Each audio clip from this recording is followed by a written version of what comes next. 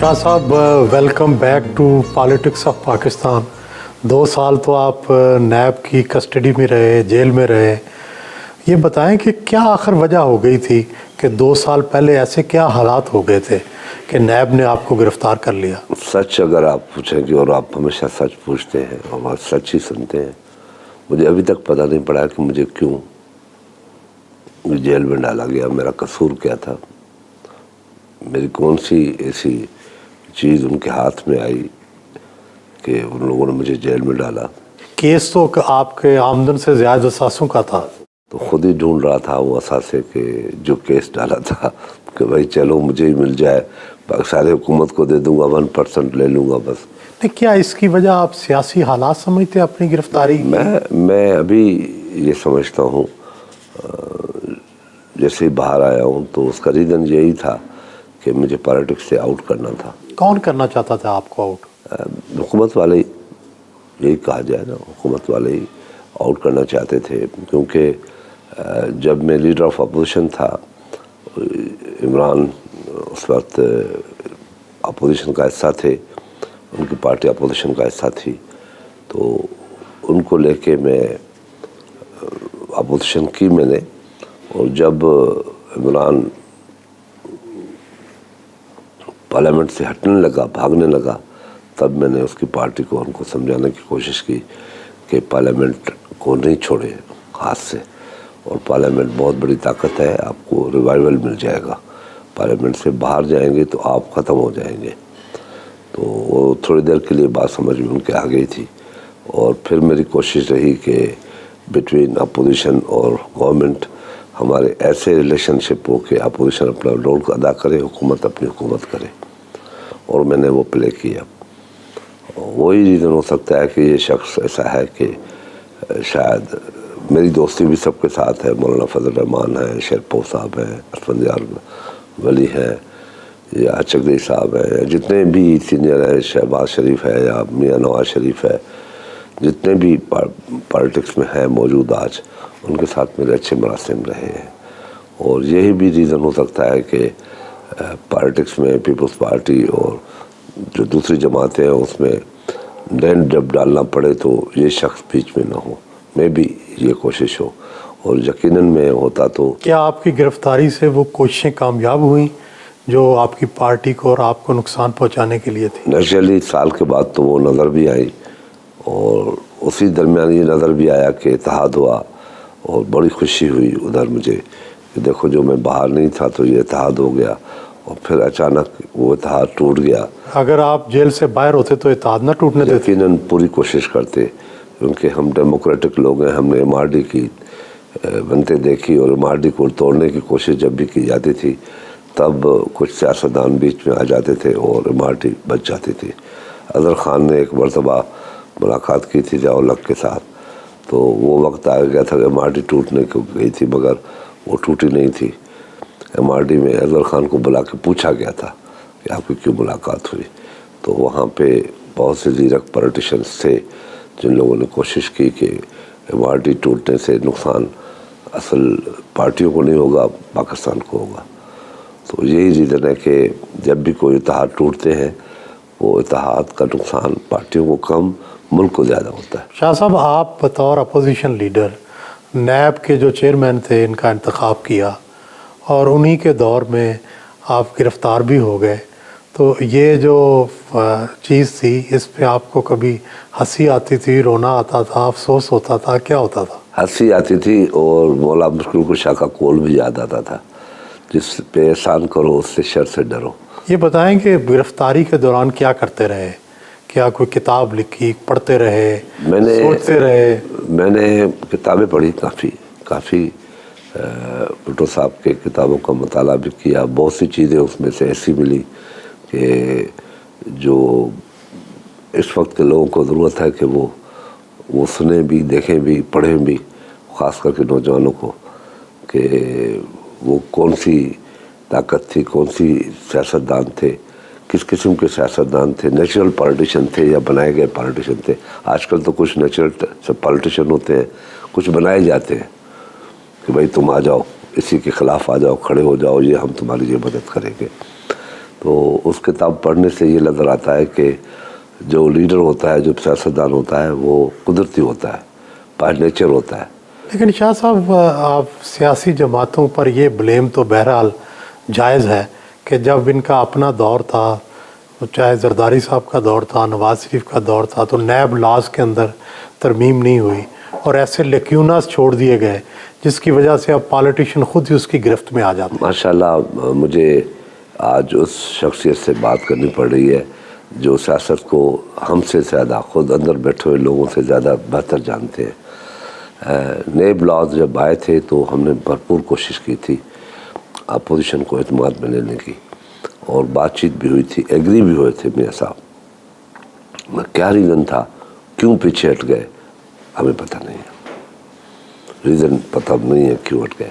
اور جب میاں صاحب، میں آئی وٹنس ہوں اس کا، میاں صاحب جب حکومت میں آئے تو پہلی جب ہماری ملاقات ہوئی میاں صاحب کے ساتھ، زرداری صاحب کی، میری، رضا ربانی، فاروق نائک، وہاں سے زاہد حامد اور اسحاق ڈار، اور میاں صاحب بھی تھے، اور ان کے پرسنل سیکریٹری بھی تھے فواد حسین، فواد شاید. تو باتیں ہوئی اور بالکل ہم ایگری ہو گئے اور کمیٹی بھی بن گئی نیب لاز کے اندر ترمیم کے. اور ہم نے کہا کہ ہم 2 مہینے کے اندر اس کو کمپلیٹ کر رہے ہیں جیسے. تو اچانک کچھ لوگ ایسے اندر پیدا ہو گئے جن لوگوں نے اس کی سخت مخالفت کی اور میاں صاحب کو قائل کر لیا کہ یہ مت کرو، کیونکہ اس میں بس وہی بات ہے نا کہ ہم جب اقتدار میں آتے ہیں تو پکڑ دھکڑ کی بات بھی کرتے ہیں کہ کچھ کو ضرور سختی کرو تو پھر اپنی باتیں منواؤ، مگر ہمارے ہوتے ہوئے تو یہ چیزیں نہیں ہونی چاہیے تھی. تو جب ہوئی تو آپ نے دیکھا کہ اب سب سے زیادہ مشکلات میں میاں نواز شریف ہے، اور جس شخص نے یہ باتیں کی، رکوایا، وہ شخص باہر ہے، اس کو تو کچھ نہیں ہے. تو یہ کیوں ہوئی، کس لیے روکی گئی، آج ہم سب فیس کر رہے ہیں. شاہ صاحب ظاہرہ جیل ایک سخت ترین سزا ہے، موت کے بعد سب سے زیادہ جو سخت سزا ہے وہ جیل ہے. تو جیل میں آپ کیا سوچتے تھے کہ باہر نکل کے کیا سبق سیکھا، کیا سوچتے تھے، کیا آپ ایسا کریں گے جس سے باقی ملک کی جو لاٹ ہے، قسمت ہے، وہ بدل جائے؟ اصل میں جیل پہلی مرتبہ تو نہیں تھا، لیکن اتنی لمبی جیل، سینٹر جیل سے ہم جیلیں کاٹتے آئے، اور کوئی ایسا سال نہیں تھا جس سال جیل میں نہیں تھے. اور سب سے بڑی جیل جو ہماری اس سے پہلے تھی وہ MRD کی تھی. میں تو حکومت میں تھا تب بھی جیل کاٹی. جام صادق نے مجھے گرفتار کروایا، ایک بندے کی برابری کی وہ پٹکا چھینا، گھڑی چھینی، اور پھر نارتھ کی طرف نعرے لگاتے ہوئے جیپ پہ چلا گیا میں، جو میرے پاس جیپ ہوتی تھی. تو وہ جیل بھی کاٹے، اور پرویز مشرف کے بھی جیل کاٹے، اور یہ جیل بھی کاٹا. اصل میں کسی جیل کی تکلیف ہمیں نہیں تھی، کیونکہ اس جیل کے پیچھے مارشل لا تھے، تکلیف نہیں ہوتی تھی. اس جیل کے پیچھے تکلیف اس لیے ہوئی کہ ایک ڈیموکریٹک حکومت ہے جس کا مقصد ہے کہ ملک کے لوگوں کے مسائل پہ توجہ دے، نہ کہ سیاستدانوں پہ توجہ دے، اور پارلیمنٹ کو پلر بنائے اور طاقتور پلر بنائے. اس دور میں ایسے لوگوں کے ہاتھوں مجھے تکلیف ہوئی، جو میں نے بہت سیکھا وہاں سے. اور بھی کیونکہ جیل ہمیشہ سیکھنے کی جگہ ہے، سوچنے کی جگہ ہے، فارغ آدمی ہے سوچتا ہے. تو یہی سوچا کہ یہ ہمیں تو جیلوں میں ڈالنا ہے، جس سمت پہ یہ پاکستان جا رہا ہے یہ ادھر نہیں سوچ رہے، یہ کچھ نقصان ہوگا. اور آپ نے دیکھا کچھ نقصان نہیں ہوا. اتنا بڑا نقصان ہوا ہے جو شاید ہم اس کو کور کرنا بھی ہمارے لیے مشکل ہو جائے. اتنی مہنگائی اور اتنی ہماری جو حکومت کی جو معاشی حالات ہیں وہ ختم ہو چکے ہیں، بڑا مشکل ہے. شاہ صاحب آپ کی پارلیمانی سٹرگل جو ہے بڑی بے مثال ہے، بطور اپوزیشن لیڈر بھی اور بطور MNA بھی. آپ 7 دفعہ مسلسل منتخب ہو چکے ہیں قومی اسمبلی کے. تو یہ بتائیں کہ باوجود کوششوں کے، آخر پارلیمنٹ جو ہے یہ مضبوط کیوں نہیں ہوتی؟ اب بھی وہی ایون جو ہے پارلیمنٹ کا رکن کو گرفتار ہو جائے تو اسپیکر صاحب کئی دفعہ اس کو بلانے کی جرت بھی نہیں کر پاتے، کیا وجہ ہے؟ ہم نے کوشش کی، یہ بات آپ کی بہترین سوال ہے. میں جب لیڈر آف اپوزیشن بنا تو ہمیشہ یہ اختلافات اپوزیشن اور گورنمنٹ کے درمیان ہوتے ہیں اور اختلافات ہوتے ہیں اور ایک دوسرے کی ٹانگیں کھینچتے ہیں. جب میں لیڈر آف اپوزیشن بنا تو یہی سوچا کہ اس پارلیمنٹ کو چلنے دینا ہے. اور جہاں تک کہ اپوزیشن لیڈر تو بعد میں بنا، پہلے جب ہماری حکومت تھی تو حکومتوں اور اپوزیشن کے درمیان بڑے اختلافات ہوتے ہیں. یہ اختلاف ہوتے ہیں کہ ان کو سختیاں دو یا کرو، مگر میں نے ساری چیزوں سے نکل کے اپنی پارٹی کی لیڈرشپ کو اعتماد میں لیتے ہوئے میں جب بھی، اور یہ اختلافات ہمیشہ لیجسلیشن پہ ہوتے ہیں عموماً 80% طرح، باقی اختلافات دوسرے. تو اس میں ہم نے ایک یہ فیصلہ کیا تھا کہ جو لیجسلیشن کی جائے گی اس میں اپوزیشن کو اعتماد میں لیا جائے گا. اور آج بھی زاہد آمن زندہ ہے، میں ان کو جا کے جو لیجسلیشن اسٹینڈنگ کمیٹی سے پاس ہو کے آتی تھی پارلیمنٹ میں اس کو دیکھا تھا کہ اس کو دیکھ لے، اس کو ٹھیک کرے اور کل مجھے واپس. شاہ صاحب اس پہ یہ بھی تو الزام لگا اور عمران خان نے اس کا بڑا فائدہ اٹھایا کہ فرینڈلی اپوزیشن تھی، آپ کی جو اپوزیشن تھی اس کو فرینڈلی اپوزیشن کیا گیا اور اسی سے عمران خان جو ہے وہ لیڈر بن گئے. اپوزیشن کو فرینڈلی بننا چاہیے، اپوزیشن کو اپوزیشن نہیں بننا چاہیے. جو ضرورت ہے اپوزیشن وہاں اپنا رول ادا کرے، وہاں ہم اپنا رول ادا کرتے تھے. جہاں عمران روٹ کے گیا تو اپوزیشن نے وہاں رول ادا کیا. جہاں پارلیمنٹ کو نقصان ہونے کا خطرہ ہوا، لوگ پارلیمنٹ کی توقیر تباہ برباد کر دی، وہاں ہم نے رول ادا کیا. وہاں رول ہم نے ادا کیا جہاں جب عمران خان 14 اگست کو اسلام آباد آ رہے تھے تو ہم نے کہا نہیں، ان کو آنے دیا جائے، کیا ہے جمہوریت ہے، کیوں آپ روکتے ہیں اس کو. تو اس پہ ہم اڑ گئے اور پھر اس پہ بھی ہم اڑ گئے کہ پارلیمنٹ کو رہنے دیں، پارلیمنٹ کے خلاف جو بھی ہوگا ہم، چاہے وہ گورنمنٹ ہو، ہم ان کے ساتھ کھڑے ہو جائیں گے. اور ہم نے وہ کر کے دکھایا. لیکن پیپلز پارٹی کا ووٹ بینک کے اعتبار سے تو اس حوالے سے نقصان ہوا کہ وہ سارا ووٹ بینک جو ہے وہ عمران خان کے پاس چلا گیا. یہ سمجھ لیں کہ آرٹیفیشل ووٹ اس کے پاس گیا، پولیٹیکل ووٹ اس کے پاس نہیں گیا. پولیٹیکل ووٹ آج بھی پولیٹیکل پارٹیز کے پاس ہے. آرٹیفیشل ووٹ کا حشر یہ آج آپ دیکھ رہے ہیں. آرٹیفیشل ووٹ کون سا ہے؟ آرٹیفیشل جو سلوگن دے، جھوٹ بولے اور پھر وہ چل پڑے. جو ریئل پولیٹیکل فورس ہوتا ہے وہ آپ بیٹھے. آج بھی آپ کے ذہن سے بھٹو نہیں نکلتا ہوگا جو اس نے سبق دے گئے. لیکن پنجاب میں تو دیکھیں نا پیپلز پارٹی آلموسٹ ختم ہو گئی. ریوائول ہو جاتا ہے. اب 97 میں آپ کو یاد ہوگا، 97 میں ہم تھے ہی نہیں. لیکن ووٹ تو تھا نا. ووٹ تھا، ہم تھے نہیں، پارلیمنٹ میں نہیں. پارلیمنٹ میں نہیں تھے لیکن ووٹ بینک، مگر ووٹ بینک بھی تھا اور بے نظیر بھی تھی. مگر ہم ریوائیو کر گئے. تو اس میں آپ بھی ریوائیو کر جائیں انشاءاللہ. بلاول ریوائیو کریں گے، آصف زرداری صاحب. ابھی اس وقت تو لیڈرشپ بلاول کے پاس ہے. بلاول کر رہا ہے، کوشش کر رہا ہے. ابھی لوگ آ رہے ہیں ہمارے پاس. آپ کیا فرق دیکھتے ہیں بلاول کی لیڈرشپ میں اور آصف زرداری صاحب کی لیڈرشپ میں؟ زرداری صاحب کہتا ہے کہ میں بیٹھ کے سیٹ اپ بناتا ہوں، پالیٹکس آپ کا کام ہے. آپ جہاں رک جائے مجھے بتائیں، میں آپ کی مدد کروں، باقی پالیٹکس آپ کرو. زرداری صاحب پالیٹکس نہیں کر رہے، وہ صرف ڈرائنگ روم میں بیٹھے ہیں. زرداری صاحب کی سیاست ڈرائنگ روم کی نہیں ہے، مجبوری بھی ہے اس کے لیے. اس کی طبیعت بھی ٹھیک نہیں ہے. وہ کوشش کرتے ہیں کہ کہیں ضرورت پڑ گئی تو میں آ جاؤں. ادروائز جو پیور پالیٹکس کر رہا ہے وہ چیئرمین بلاول کر رہا ہے. آگے کیا دیکھ رہے ہیں آپ؟ ہم سیاستدان، میں آپ کو ریئل بات بتا رہا ہوں، اور آپ کو ریئل بات نہیں بتاؤں گا تو آپ ایک دم مجھے ہٹ بھی کر دیں گے. تو آگے اگر ہم سیاستدان نے کہتے ہیں نا ہوش کے ناخن لیے، ایک کہاوت ہے، تو بہت ٹھیک ہو جائے گا، بہتر ہو جائے گا. اس اکانومی کو جس کو تباہ کیا گیا ہے، شاید یہ فل ریورس 2018 تک نہ جائے، 2013 تک نہ جائے، مگر کہیں بہتر رکاوٹیں ہو سکتی ہے اور पब्लिक को कुछ रिलीफ मिल सकता है, पब्लिक की बात सुनी जा सकती है। जब मैं इमरान खान को वापस ले आया था तो उनको तनख्वाहें भी हमने वापस लेके दी थी।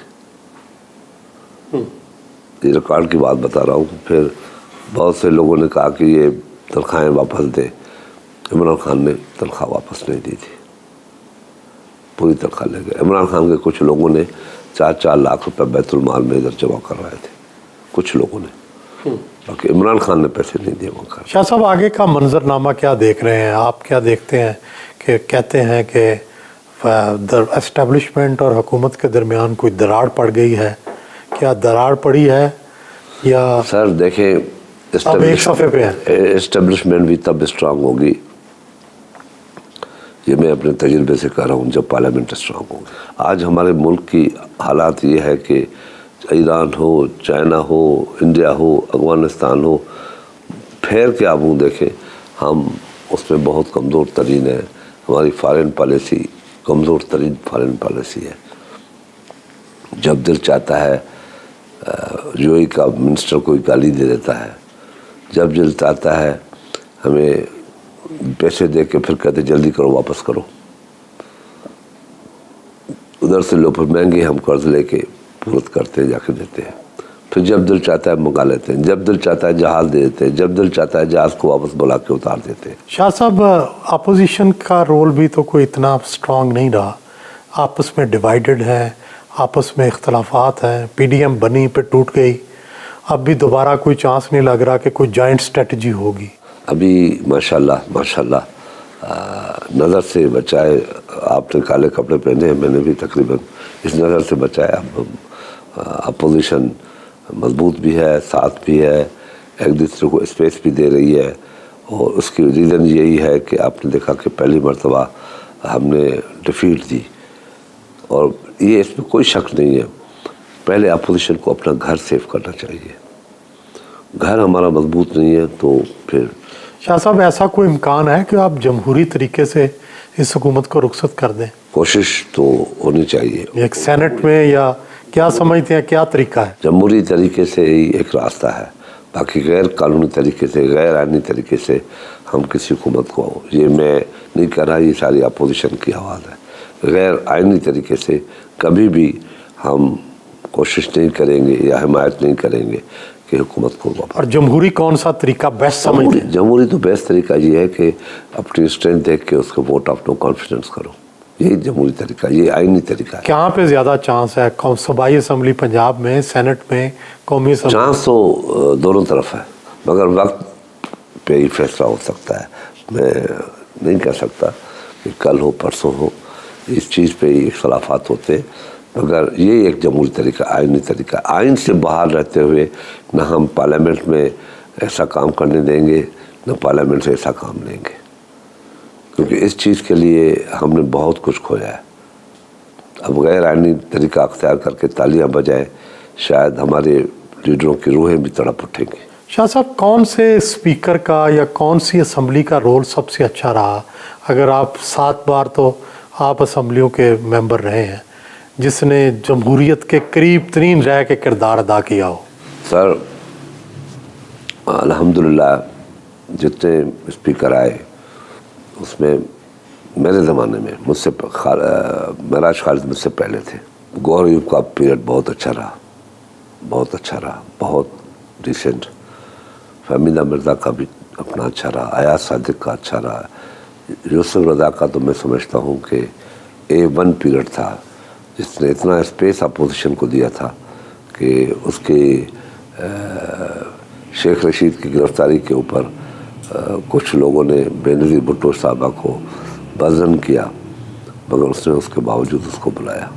जो आजकल चैम्पियन बन रहा है ना, वो कहते थे कि ये शेख रशीद को मत बुलाओ, तो यूसुफ रज़ा ने बुलाया था, और यूसुफ रज़ा को बुला के पूछा भी गया, तो यूसुफ रज़ा ने अपना स्टैंड कायम रखा कि नहीं, ये मेरी आईनी जिम्मेदारी है, मुझे रूल इजाज़त दे रहे हैं, चाहे अगर आप मेरी इस्तीफ़ा ले लें तो मैं हाज़िर हूँ।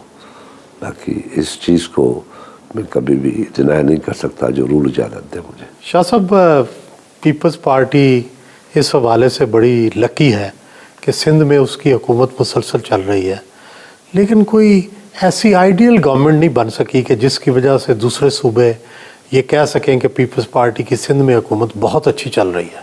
اس کی کیا وجہ ہے؟ لوگ کہتے ہیں کہ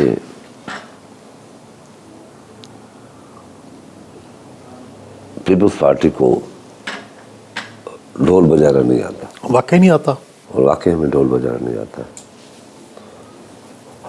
ہم نے وہ کچھ کیا ہے جو کوئی صوبہ ابھی تک کچھ نہیں کر سکا. آپ اگر میں اگر آپ کو دعوت دوں اور آپ کو دعوت دے کر ایک ایک چیز آپ کو دکھائی جائے تو آپ کہیں گے کہ شاید اللہ کرے پاکستان ایسا بن جائے. ہاں مسائل ہیں، بہت مسائل ہیں. ان مسائلوں کو حل کرنے کے لیے ٹائم کی ضرورت ہے. کراچی آپ سب جاتے ہیں. کراچی ایک ایسا علاقہ ہے، ایسا ہب ہے جہاں سے کم 10 سے 12 لاکھ لوگ سال میں آتے ہیں، مائگریشن کرتے ہیں اور کچی آبادیوں میں رہتے ہیں. اور ہر چیز کی لمٹ ہوتی ہے. کراچی میں مل رہا ہے تو لوگ روزگار کی تلاش میں وہاں آتے ہیں جو دبئی نہیں جا سکتے. ماشاءاللہ دبئی جاؤ یا کہیں جاؤ، Karachi better than Dubai and Saudi Arab. اس وجہ سے بھی پرابلم ہے، پانی کا پرابلم ہے. نکاسی کے لیے کام بڑے زور شور سے چل رہا ہے مگر پورا نہیں پڑ سکتے. بہت سی چیزیں کی جا رہی ہیں مگر نہیں کر سکتے. انٹیریئر سندھ کو اگر آپ دیکھیں گے، وہاں کی ہیلتھ فیسلٹیز دیکھیں گے تو آپ دنگ رہ جائیں گے کہ یہ کیا ہے. یہ سچ ہم نے تو دیکھا نہیں تھا. لوگ آئے ہیں، دیکھ کے گئے ہیں مگر انفارچونیٹلی ان کو روکا گیا ہے کہ نہیں چلانی ہے. شاہ صاحب، اگر آپ کا بس چلے تو آپ نیب کے لاز کے ساتھ کیا کریں گے؟ نیب کا ادارہ قائم رہنے دیں گے؟ سچ بات یہ ہے کہ جتنے بھی کرپشن کے ادارے بنائیں گے آپ کرپشن بڑھائیں گے. انہیں نہیں چاہیے ادارے. میں تو کہتا ہوں کہ آپ میری بات کو آج اپنے قلم سے کتاب کے اندر لکھ دیں کہ اس پارلیمنٹ کو، اسمبلیوں کو اسٹرانگ کیا جائے. اس ملک سے کرپشن چلی جائے گی. نہیں، نیب ہو یا نہ ہو، میں کہتا ہوں ہونے نہیں چاہیے ادارے. جتنے ادارے بنتے جائیں گے کرپشن بڑھے. اینٹی کرپشن بنی، کرپشن اسٹارٹ ہوئی. FIA بنی اور کرپشن اسٹارٹ ہوئی. شاہ صاحب دنیا بھر میں ایسے ادارے تو ہوتے ہیں نا. ایک ادارہ ہوگا جو پارلیمنٹ کے ہاتھ میں دے دیں آپ، پارلیمنٹ اس کو لک آفٹر کرے. آپ پھر دیکھیں اس ملک میں کرپشن کا تصور ہوتا ہے. میں پارلیمنٹ پہ تو الزام ہے کہ وہ کرپشن کرتی ہے. میں پارلیمنٹ میں وہ شخص آپ کے سامنے بیٹھا ہوں جو 5 سال PSC کا چیئرمین رہا ہوں مگر آپ نے میری شکایت نہیں سنی ہوگی. بڑے دعوے کے ساتھ کہتا ہوں. ہم PSC میں 40-60 تھے. 60 گورنمنٹ تھی، 40 ہم تھے مگر آپ نے شکایت نہیں سنی ہوگی، آواز نہیں آئی ہوگی. اور ہم تقریباً 2.5 سے 3 ارب روپے، 100 ارب روپے ہم نے ریکور کیے. کاغذوں میں، کیش تو نہیں ملتا ہے، کاغذوں میں ہوتا ہے. ریکور کیے مگر نہ ڈھول بجائے، نہ لڑائی ہوئی. خاموشیوں کے ساتھ، آرام کے ساتھ وہ کام ہوتا گیا. پیپلز پارٹی کا کارنامہ ہے جس نے پہلی مرتبہ کمیٹیوں کو اسٹرانگ پوزیشن پہ لے آئے اور یہ کہا کہ جس پارلیمنٹ کے اندر کمیٹیاں کام نہیں کریں گی وہ پارلیمنٹ ہے ہی نہیں. آپ اگر اس میں دیکھ لیں کہ پارلیمنٹ پیپلز پارٹی کے زمانے میں چیئرمین کو اسٹرانگ کیا گیا، وزیر کو اس کا تابع بنایا گیا، پھر PSC بنائی گئی. پھر PSC میں کہا کہ اپوزیشن کا چیئرمین ہوگا اور ہم نے یہ روایت رکھی. نثار اس کا چیئرمین بنا، ڈیفیکلٹ ترین آدمی جس کے لیے کہا جاتا تھا کہ ڈیفیکلٹ ہے. انہوں نے کہا بالکل ڈیفیکلٹ ہے تو ڈیفیکلٹ ہے، ہونے دیں، کر لیں. اور ظلم یہ تھا پہلے سے، جب میں آیا، میں نثار سے بعد، تو میں نے 96 کی بھی پیراز کو سیٹل کیا. آپ بتائیں کہ جو 96 میں سیکرٹریوں نے کوئی گڑبڑ کی وہ کیسے آپ ٹھیک کر سکتے ہیں؟ نئے سیکرٹریز کو آپ کس طریقے سے ویب کے ساتھ اپنا استعمال کر کے آپ پیسے لیں گے؟ شاہ صاحب ایک مہمہ تو حل کریں. ساری اپوزیشن کہتی ہے کہ لوگ تنگ آ چکے، معیشت کی وجہ سے جناب خودکشیاں ہو رہی ہیں، لوگ تنگ ہیں. لیکن لوگ جب جلسے اور جلوس ہوتے ہیں تو عام آدمی نکلتا ہی نہیں سوائے سیاسی کارکن کے، اس کی کیا وجہ ہے؟ بالکل صحیح ہے، آپ صحیح کہتے ہیں، یہی چیز اس ملک کے لیے خطرناک ہے، جب بے حسی آ جائے، یہ خطرناک بات ہے۔ اس یہ چھپا ہوا طوفان ہوتا ہے جو نکلتا ہے، پھر انقلاب کی صورت اختیار کرتا ہے، پھر لیڈر کی ضرورت نہیں پڑتی، پھر یہاں پہ ایسے ملک، بڑے بڑے ملک جن کی بہت بڑی اکانومی تھی وہ بھی تباہ ہو گئے۔ یہ ایک بڑی خطر، روس کو دیکھ لیں آپ، خاموشی تھی، کوئی شور نہیں تھا، اچانک آپ نے دیکھا کہ روس 10 حصوں میں تبدیل ہو گیا۔ تو یہ اچھی چیز نہیں ہے کہ اتنی خاموشی ہو، اور آپ دیکھ بھی رہے ہیں کہ ڈالر 110 روپے سے چلا ہے 180 روپے پہ آ گیا، پیٹرول 60 روپے سے چلا ہے 70 روپے سے چلا ہے اور آج 150 روپے پہ آ گیا ہے۔ چینی 35 روپے سے چلی 45 سے 55 اور پھر آج 130 140۔ آٹا کہاں تھا؟ جس چیز پہ آپ، اور لوگ کے پاس طاقت نہیں ہے، لوگ باہر بھی تو نہیں نکل رہے نا۔ نہیں نکلتے نا، بے حسی کمزوری ہے، وہ کہیں گے کہ بھائی کیا کریں، کل جیل میں چلے جائیں گے، پھنس جائیں گے، بچوں کا کیا ہوگا۔ پھر جب یہ اسٹیج سے ایک اسٹیپ بائی اسٹیپ آدمی آگے جاتا ہے تو پھر ایک دم ایک طوفان آتا ہے اور طوفان بہا کے لے جاتا ہے۔ یہ خاموشی خطرناک ہے، اس کو آپ لائٹلی نہ لیں۔ یہ حکومت تو لائٹلی لے رہی ہے کہ ہم چل رہے ہیں، کیا ہے، کوئی چینی 150 کلو روپے ریٹ نہیں ہے، کوئی پیٹرول نہیں ہے۔ یہی حکومت تھی نا، کہتی تھی کہ 1 روپے کا ڈالر بڑھے گا تو حکمران چور ہوگا، مہنگائی ہوگی تو حکمران چور ہوگا۔ ہم چور اس کو نہیں کہتے، آج بھی نہیں کہتے، میں نہیں کہتا عمران کو یا عمران کی پارٹی کو چور، وہ خود کہہ کے گئے۔ مگر یہ اس چیز کو فار گاڈ سے لائٹلی نہ لیں جو لوگ خاموش بیٹھے ہوئے ہیں، جو چپ کر کے برداشت کریں۔ برداشت کی ایک حد ہوتی ہے نا، ایک آدمی ایک کو مارتا جاتا ہے، ایک وقت وہ آتا ہے جو وہ ایک لاٹھی اٹھاتا ہے، ایک ہی سر پہ مارتا ہے، وہ گم۔ یہ ہمارا تجربہ بول رہا ہے، میں نہیں بول رہا، یہ خاموشی تباہی ہے۔ شاہ صاحب، آپ بڑے تجربہ کار سیاستدان ہیں اور آپ کی کامیابیاں یہ بتاتی ہیں کہ آپ کو اپنے حلقے کے لوگوں سے بھی بہت گہرا تعلق ہے اور آپ جڑے ہوئے ہیں حلقے کے ساتھ۔ پیپلز پارٹی کیا کرے کہ پنجاب کے اندر بھی اس کا ووٹ بینک جو ہے ریوائیو ہو جائے؟ کبھی آپ نے کوئی مشورہ دیا اپنی پارٹی لیڈرشپ کو؟ دیکھیں، سب سے بڑی بات یہ ہے کہ بے نظیر بھٹو کا گیپ بڑا محسوس ہوتا ہے، وہ صرف اپوزیشن کو نہیں اور گورنمنٹ کو بھی، پاکستان کو بھی، ریاست کو بھی۔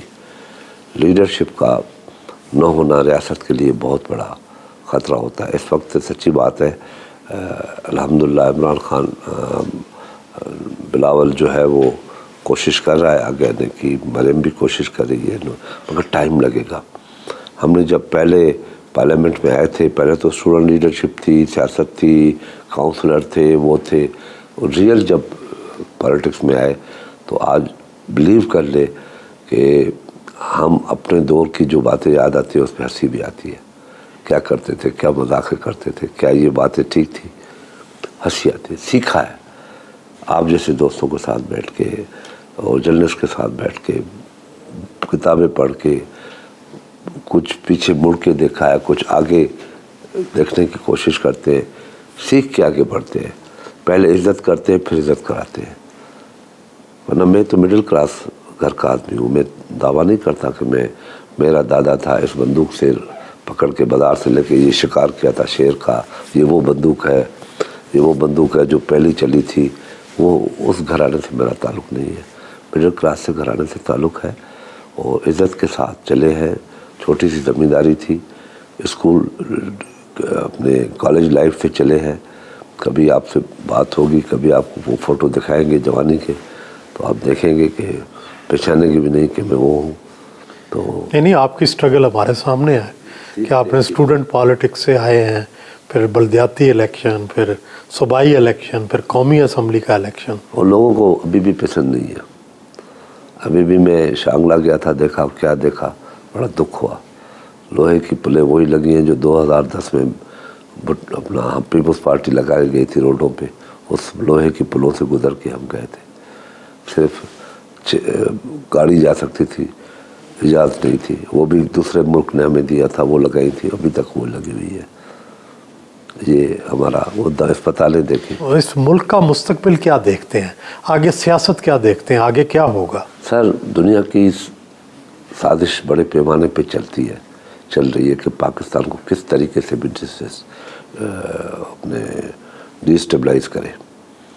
क्या वाकई दुनिया कोई साजिश कर रही है? क्योंकि हमारे पास भुट्टो एक ऐसी चीज़ दे गया जो आज भी दुनिया को और जो गैर मुस्लिम मुल्क है उनको महसूस होती है। एटम बम, न्यूक्लियर पावर और मिसाइल सिस्टम। देखें ना,